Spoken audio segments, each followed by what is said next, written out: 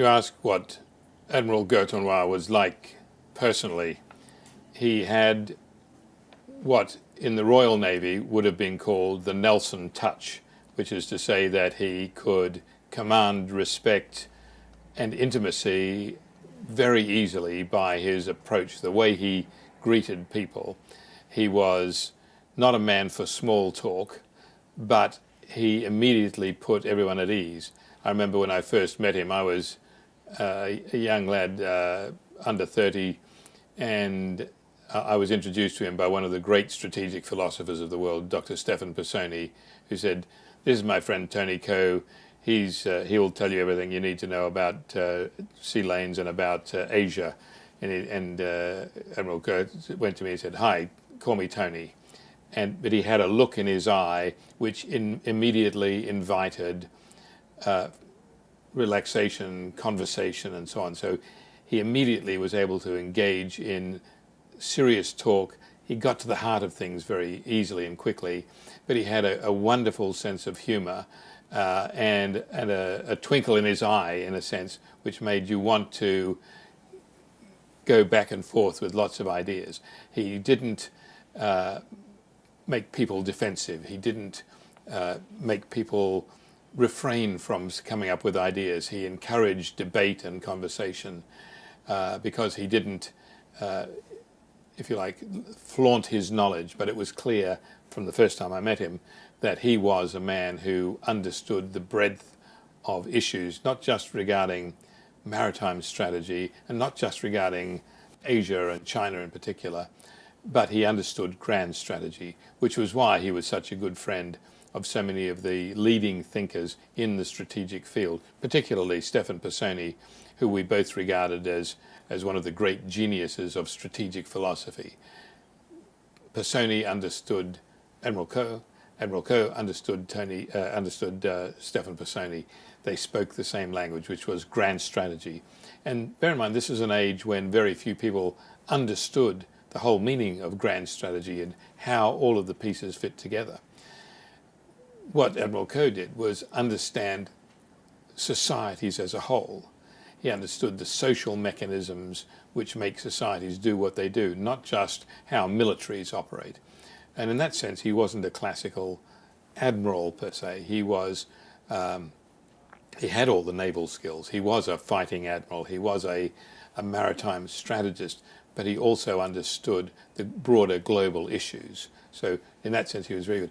He was so approachable, so personal, that he dispensed with formalities on to a large degree. He said he hated to have to wear a uniform on formal occasions. It bored him, the formalities. I remember one time we stopped out the front of the Ministry of National Defense, and Admiral Sung was at that stage the defense minister.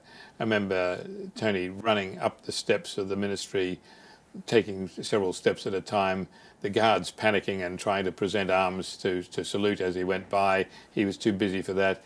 We just went up the stairs, went straight into Admiral Sung's office, past the secretary, and Admiral Sung, the Minister of National Defense, immediately jumped to attention when his supposed junior officer came into the room. So much was the respect that Tony could generate just by the fact that he was a man of ideas who was there to help.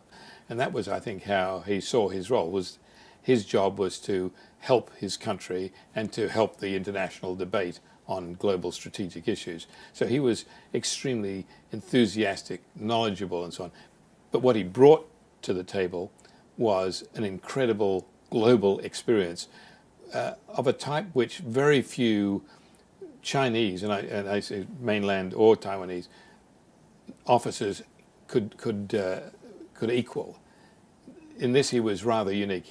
The level of his context, the level of his understanding, the level of his experience, and of course his very great humanity, sense of humor, sense of compassion, all were wonderful things. And as a result, he took me, a very young fellow at the time, and kept me under his wing, as it were, for more than 3 decades, where we would debate and discuss ideas. I know that I never felt that I would have to hesitate in presenting an idea to him. nor he to me. So I know that other officers in the Navy in the ROC must have felt equally comfortable about talking to him, exchanging ideas with him, asking him questions. So from that point of view, a great teacher and a man who was always learning from every source who came to him.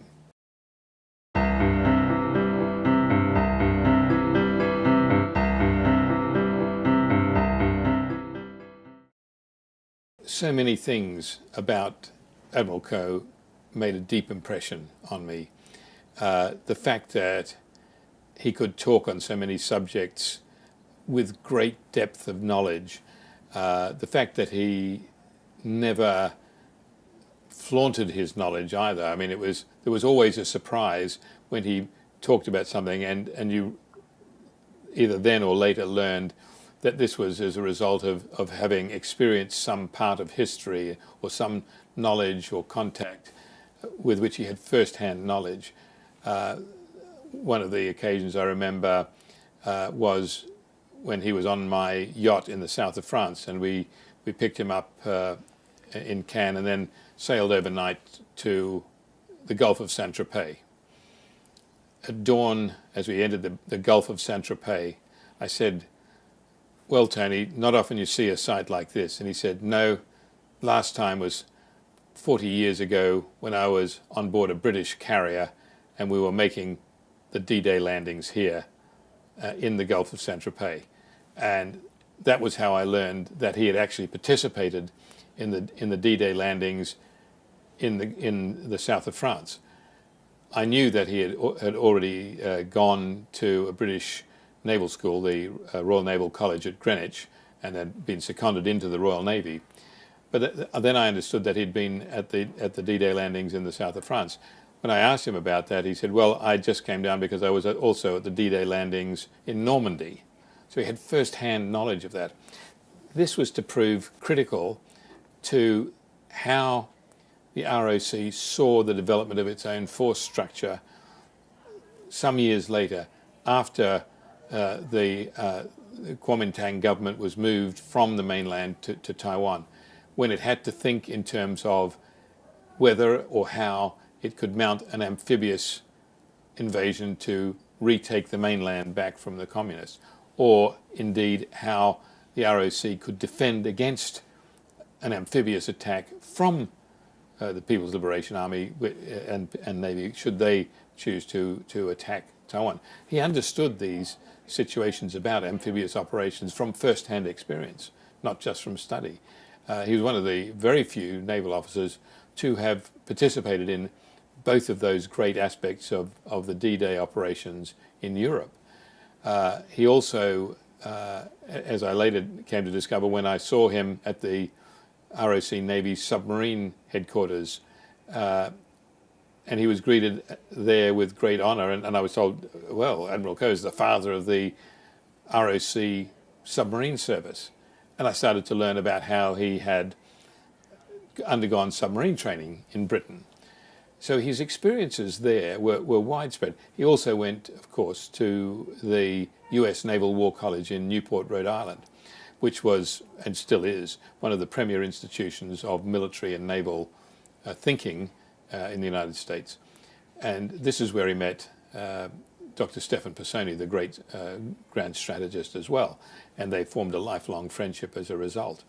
But it was this level of ongoing experience. I mean, he went around the world. He understood the situations firsthand. He knew the Americans, he knew the British, he knew the other players in the game. He had, of course, fought, after he left the Royal Navy, he fought with the ROC Navy in operations against the Japanese, both before and after he was in the Royal Navy. And then, of course, had an intimate understanding of the ROC's naval operations against the communists in the immediate post-World War II days. But he understood and took a great interest throughout his career in all issues relating to maritime development and trade. When we organized a conference on the lessons of the South Atlantic War after the British-Argentinian conflict over the Falklands, Admiral Ko was with us in London as we did the debriefings and the analysis on that operation. And there were very few naval officers from Asia who took an interest in these things globally. So he understood how the world was thinking about maritime operations and about geopolitics. So basically we're seeing a situation where we had a man developing over more than 60 years of great geopolitical thinking.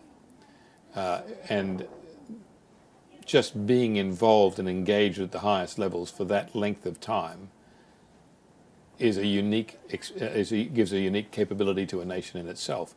So as a result, it's hard to overstate how important his collective experience was to the ROC.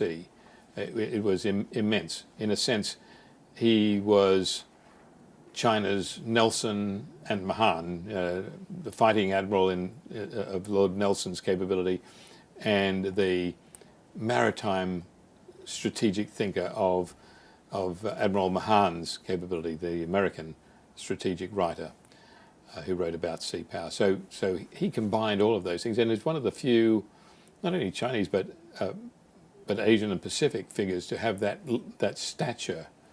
So he was incredibly impressive with those kinds of things. Every time I met him, every time we were in some situation, he exhibited some other facet of his history and knowledge, which was profoundly impressive.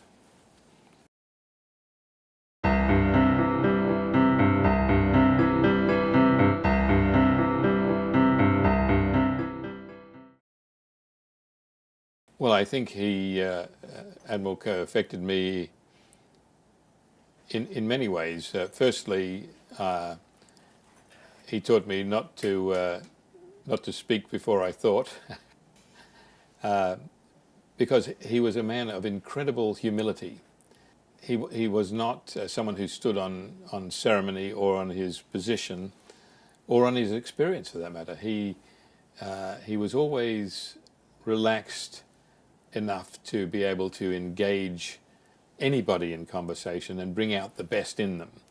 And that was something which I think was important to learn. I couldn't really begin to say how much I learned from him about maritime strategy or about China in specific terms, because it was a constant flow of ideas. He was also so open to ideas. If you threw an idea at him, he would come back with some counterpoint. We talked about how to, for example, improve the ROC's capabilities to secure itself as a maritime power. One of the things that he understood from the beginning was that once the ROC moved from the mainland to Taiwan as its main base of operations, that it had to think as a maritime power. And indeed, Taiwan, from its existence as the ROC, became a great trading nation, and as a result became a great maritime nation. Interestingly enough, that was not how most of the KMT leadership saw Taiwan at that time. The ROC was, and to a great extent today, is still dominated by army thinking. And yet this is a maritime state, just as Britain was, just as the great maritime powers were for the past 500 years. It was a state dependent upon sea trade and all the things that were necessary to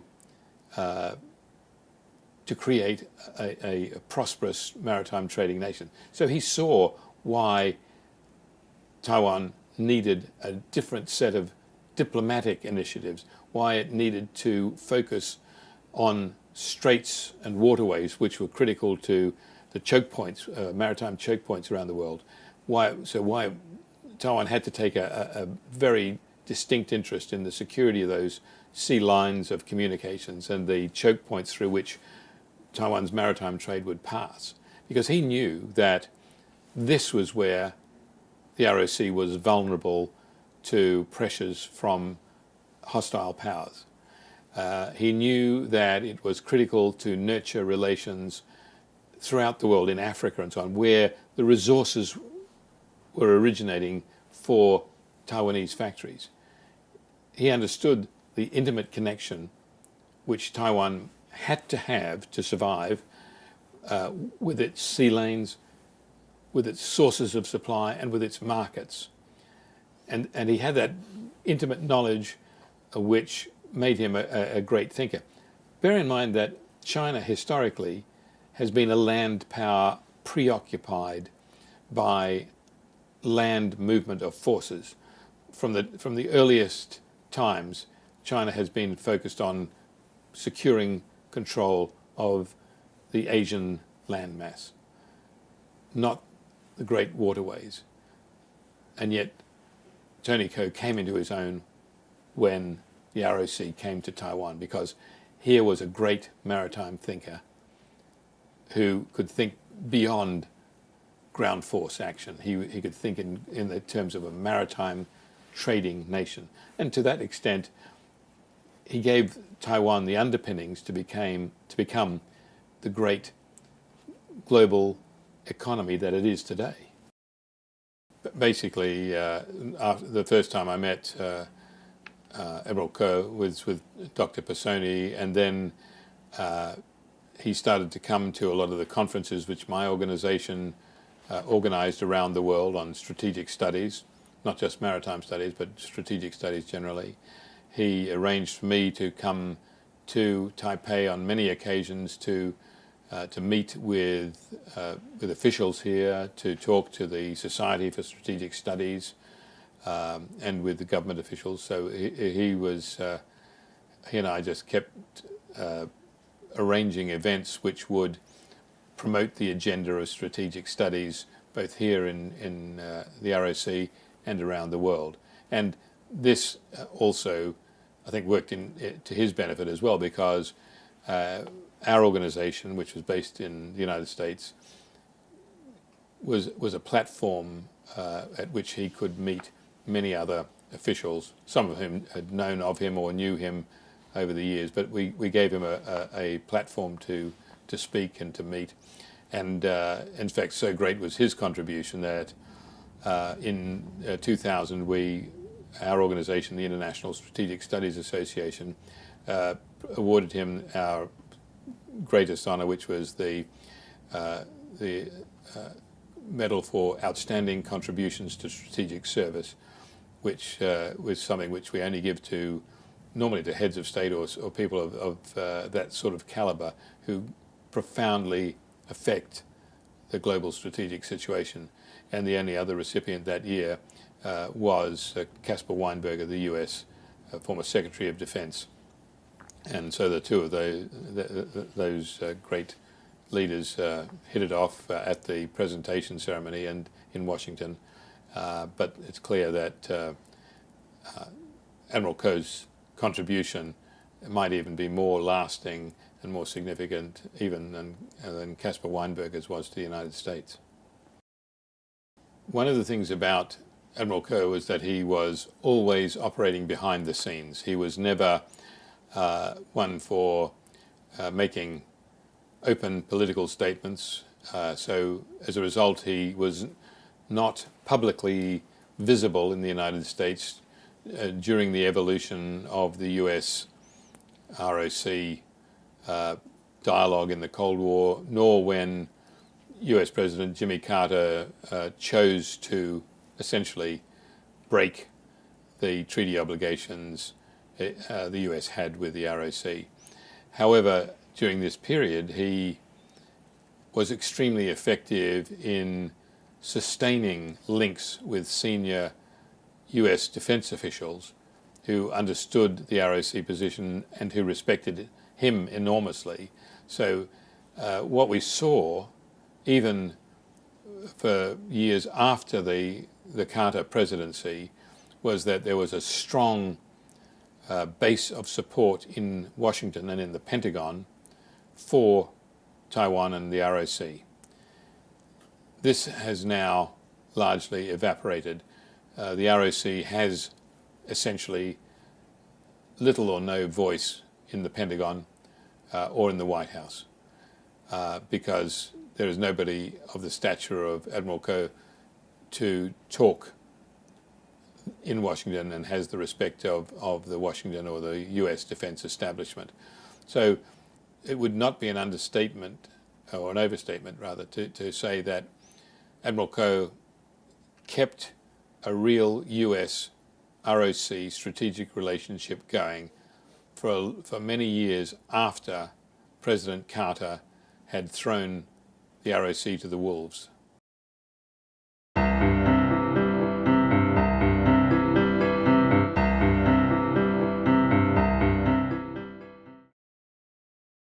I think that, like almost any professional person in the strategic field who knew Admiral Ko, and many people in their personal lives, they all wanted more time with him. All I could think when he passed away was that I had so much more I wanted to ask him and talk with him about. Part of it was the fact that he was always reluctant to talk about his own history and his own incredibly adventurous life. And I think that this needs to be a point of study by some diligent researchers who need to start to get the specifics of his naval career and his governmental career down on paper, because there is so much there which he didn't talk about or write about, but which there are still people alive today who know some of the details. So getting all of those items down in paper would be incredibly helpful. A detailed biography of his life would be fascinating to read, and not only that, it would be important and instructive for Chinese people generally and Taiwanese people particularly to get a measure of what they could do with their lives and with their country. He was inspiring in that respect. He was immensely loyal to his friends. He was incredibly loyal to the Republic of China, regardless of the political persuasion of any government. He was loyal to the country and would always serve. So as a result, he never retired. He was never a man who was influenced by monetary gain, which was rare among people operating at that level of political leadership, and he was, to a great extent, a political leader as well as a military naval leader. But he wasn't interested in money. He was not interested in personal power.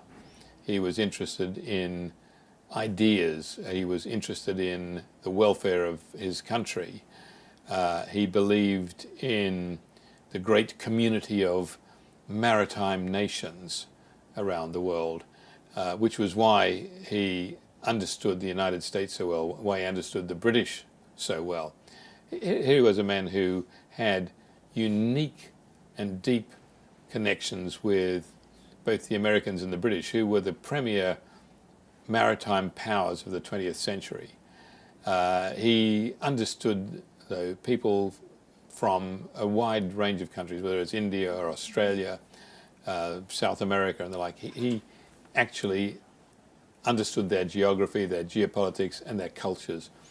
And I guess what I wanted, and what everybody else who knew him wanted, was more time with him, because it was not only a source of great intellectual inspiration, it was a source of great delight. He was a delightful man, generous, humorous, caring, and loyal. And he should be remembered for those human characteristics as well as for his great and towering strategic thinking.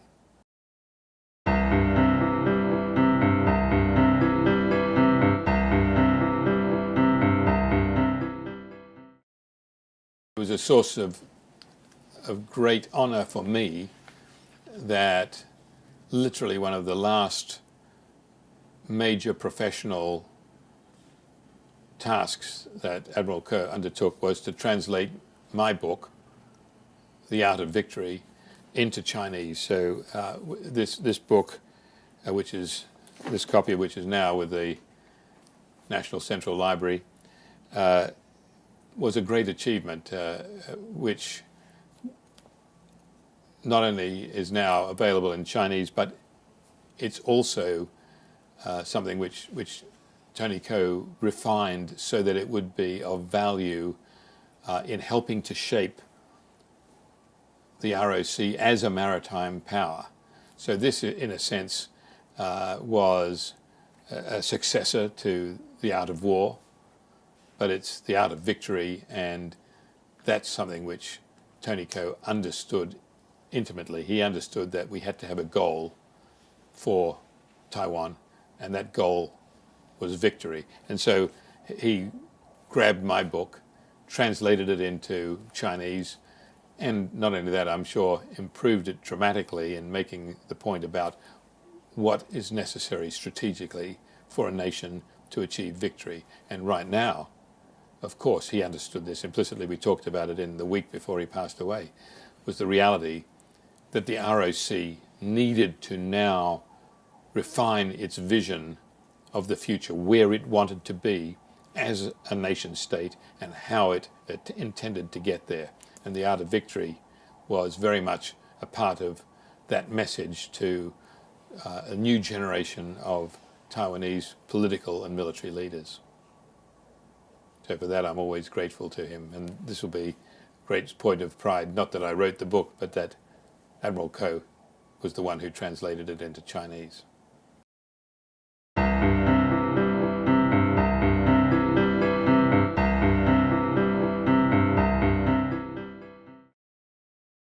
As I said, I was very much privileged to spend one of the last weeks of Admiral Ko's life with him and with his daughter Ming in Taipei at conferences at the Naval Command and Staff College, at the National Defense University, and then touring naval facilities in the ROC. And when I returned to Washington and his daughter Ming told me of his passing, I immediately started writing a eulogy to him about him, in which I said, Ko Tonghua on his final patrol commends the Chinas into the care of Matsu, one of the goddesses of the sea. And I used the reference to Matsu because he had been telling me of the maritime culture on both sides of the Straits of Taiwan, in which sailors looked to the goddess Matsu as someone who would help the sailors of all of China. And I think that was one of his ways of reminding me that the two Chinas still had a lot in common, but from his point of view, the ROC was the dominant part of the maritime equation of China, was the maritime China. So that was important. So I was very honored to be able to write a eulogy for Admiral Ko, which circulated to governments of about 160 countries around the world, so that people who knew him would have something to remember him by. At one of our conferences in Las Vegas, called Defense 83 in 1983, Admiral Ko was in one of the workshops dealing with the then recent PLA, or mainland Chinese, invasion of Vietnam.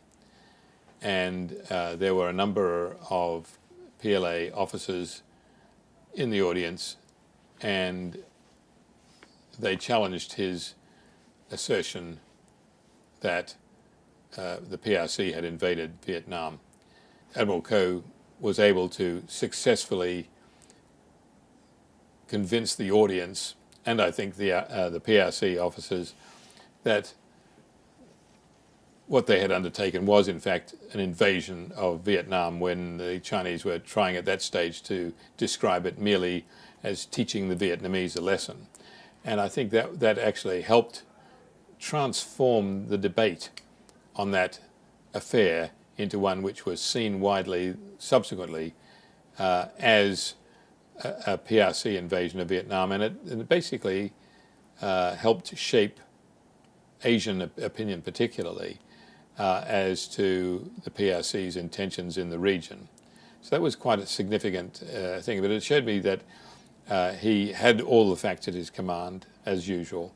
He had the courage to call things by what they were. He didn't become diplomatic and evasive. He tackled the problem head on. He didn't mind a strong debate with people to get his point across. And it was courageous. It was handled beautifully. It was handled with a sense of humor as well. But that was an interesting engagement between then PRC military officers and Admiral Ko on a U.S. forum. It was very instructive, and a lot of people still comment on it to this day.